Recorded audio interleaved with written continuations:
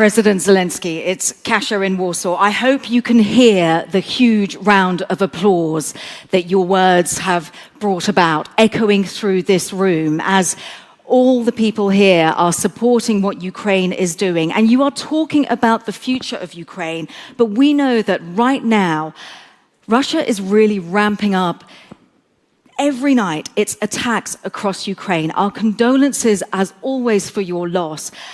Hundreds of drones doing devastating destruction.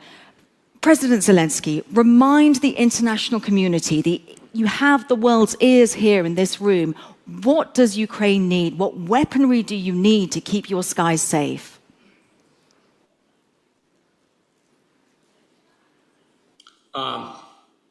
If it's okay, I will answer Ukrainian. Of course. Okay? Of course. Yeah, thank you so much. It seems to me that today Prime Minister Tusk mentioned about this, and then you have mentioned about this. Number one is weapons that any aggressor really fears. In this case, we're talking about Russia and Putin. It's unity. I think that this is our strong weapon. And even using some representatives, even on the European continent, in attempts to divide Europe, to divide European Union, even using that, Russia did not succeed in dividing the majority of the countries.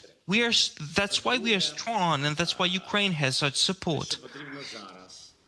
Second, what's needed now, coordination is needed. If we truly want to defend the skies, we're ready for this step. I have said that on that night, in accordance to our data, in this direction, I cannot say that all these drones were meant to enter Poland, but in that direction, there were 92 drones flying. Our air defense forces were downing everything they could. That's a fact. And you're aware that 19 drones entered Polish airspace. If we acted in coordination, I think we would have better results. I'm not saying that this is what has to be done. This is what Ukraine suggests. But we must be very serious about these challenges. We are offering this to cooperate together. Another thing is Pearl program that allows Ukraine to purchase American air defense systems and missiles to them. 7 European countries have already joined this initiative, and we would very much like other countries to join it, and also Poland to support this initiative. This is what will help us to go through this winter. Thirdly, about our future cooperation. Program SAFE, and in my opinion, Poland will use this initiative. I know that Polish leadership has major plans, and we are ready to cooperate in this field. You can use this program in the defense of skies. For example, today Ukraine has interceptor drones, and that's a know-how. But please believe me, in 3 months, Russia will have all this. This is what the course of this war shows. But if Russia has it, this does not per se mean that Europe will have it immediately. And I understand why, because thanks God there is no war in Europe, but during peace, everybody's reacting, everybody's slow walking. So interceptor drones is an answer to how to defend the skies, to how to counter any aerial targets. And I'm talking about drones here. So here we need additional financing. I would be happy to concentrate on these 3 points today. Thank you so much. We hear you loud and clear. I want to ask you a really difficult subject now. We heard the Prime Minister of Poland describe the war in Ukraine, to nasza wojna. It is our war. Your people have fought and died. Your country has experienced extreme brutality. You are now seeing so much of your country occupied by Russian forces. in order to achieve a ceasefire, in order to achieve a peace deal, would you allow the front line to be your new border of Ukraine, President?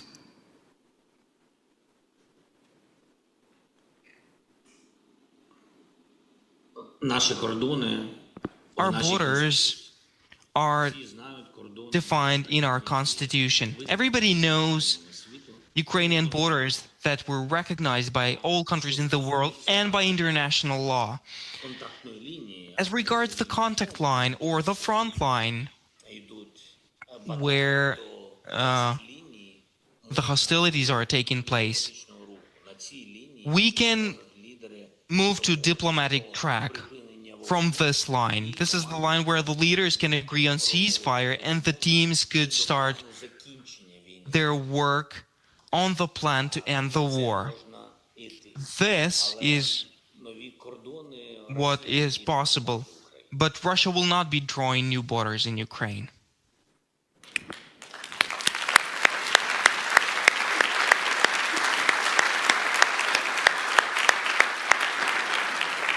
Once again, I hope you appreciate that round of applause.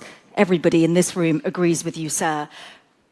Mr. President, we've seen your relationship with Donald Trump. We've seen it at its lows. We've seen it in better times. Do you feel now that you're hearing the president talking about the possibility of Ukraine getting back its territories, do you have 100% confidence that Donald Trump has your back?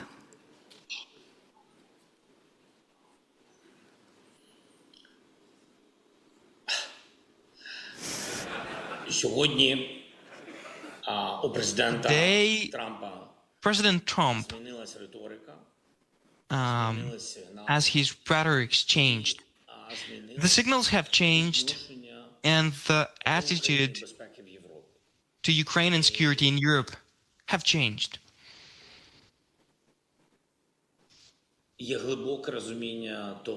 And there is a deep understanding of what's going on the battlefield, and it's important that it corresponds to reality. Reality that we see every day. His attitude toward justice and just responses to Russian aggression against Ukraine, his attitude now is just. This is what I heard from him. This is what was there during our discussions. I cannot say what tomorrow will bring because the world is changing much faster than somebody could have forecasted. So as of today, the stance of President Trump is, in my view, it is truly balanced and it supports Ukraine's stance. Although undoubtedly he wants to be and to remain a mediator between us and Russia in order to end this war. And even on this item, in the fact that he wants to end the war as soon as possible, here Ukraine supports his steps. Our task for today is to preserve the new attitude of the United States of America toward this war and so that it corresponds to the attitude in Europe. President Zelensky, we have a few more minutes, so I would like to just push you on one aspect that the Belarusian leader, Alexander Lukashenko, has said, that President Putin has potentially a peace deal, that it's supported by the United States. Can you shed any light on that?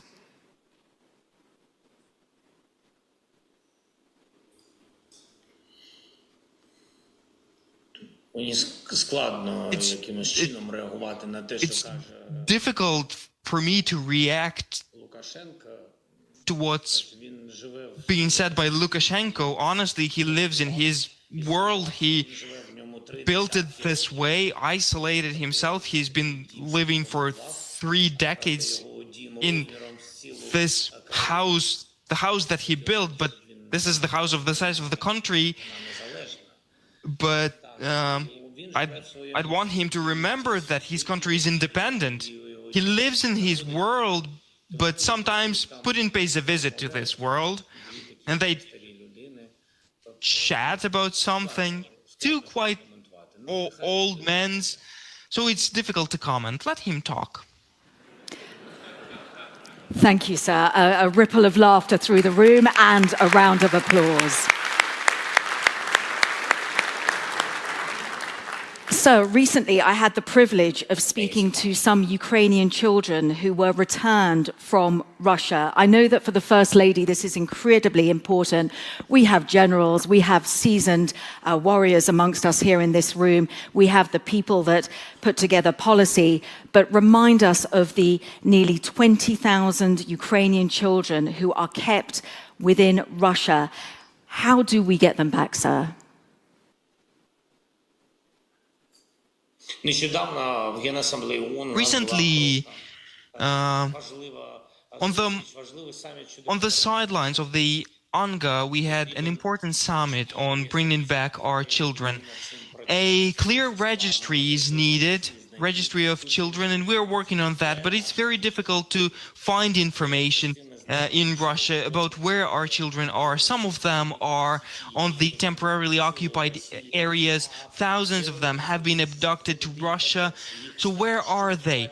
To find their addresses, their condition, what's going on with these children. That's number one priority. Here, Ukraine will not manage alone. We're grateful to all the countries who participated there. We had more than 40 countries. Many of the countries, thanks to their connections, thanks to their economic ties, thanks to their intelligence services, they will be looking for children and they will fulfill this registry with real data. That's the number one item that we've agreed upon, and I'm sure that that's the most difficult question.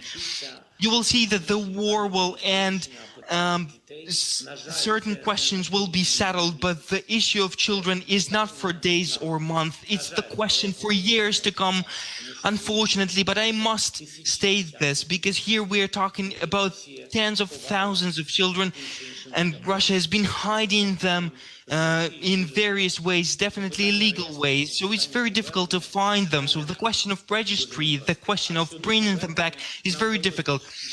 On the topic of bringing them back, we've managed to return 1,600 children.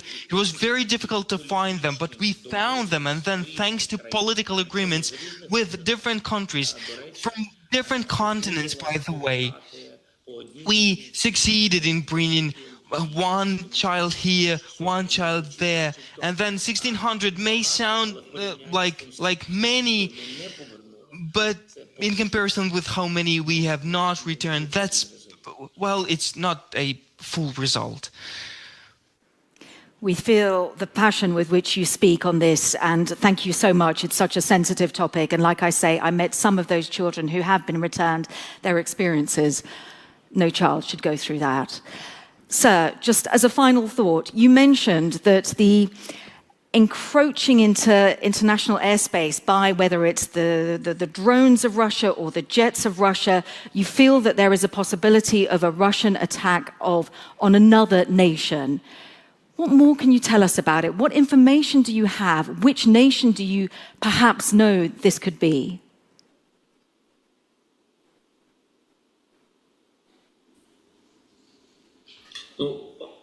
Well, it's difficult to say. You saw that Estonia, Poland, Denmark, Norway, and Sweden, there were certain signals. I'm not talking here that there can be, you know, a precise one-off or a massive attack. No, I'm talking about tendencies here. There is no smoke without fire. All of these are risks. It's definitely a violation of airspace, of borders, and of international law, and this must face a reaction, not from the standpoint which country is under attack, but from the standpoint that Europe is under theoretical, aggressive Russian actions. Therefore, we must defend everybody, and therefore a united voice might provide a response in Europe, in NATO, together with the US. Absolutely, because this is what Russia wants. Russia wants NATO to react, but react only partially, without the United States of America. So the united voice is desirable, and it must react to what Russia is allowing itself to do now. And we must look not only on the European countries, we must look at the countries that were in the USSR as well. The countries where Russia is losing its clout. This is where the aggression could spread as well. Moldova today, thanks God, we have a pro-European result.